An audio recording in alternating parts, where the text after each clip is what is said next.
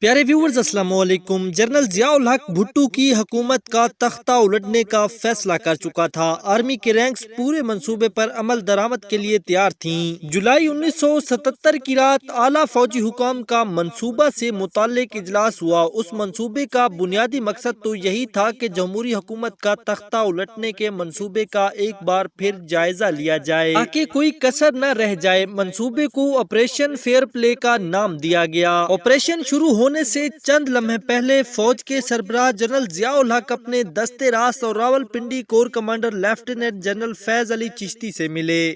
Operation کی جزیات ایک بار پھر دہرائی گئیں اور جب فیض علی چشتی مشن پر روانہ ہونے لگے تو مستقبل کے مرد مومن نے چشتی کے کان میں ایک تاریخی جملہ کہا جو آپ کے ساتھ شیئر کرتے ہیں۔ ویسے دور حاضر میں اس جملے کو بہت استعمال کیا جاتا ہے۔ وہ جملہ ہے مرشد مروا نہ دینا۔ یقیناً آپ نے ضرور کہیں نہ کہیں یہ جملہ دہرایا ہوگا۔ پیارے ویورز، یہ تھی ایک چھوٹی سی کہانی۔ اور بھی اچھی تاریخی کہانیاں دیکھنے کے لیے ہمارے چینل کو سبسکرائب کر لیجئے۔ اللہ نگہبان۔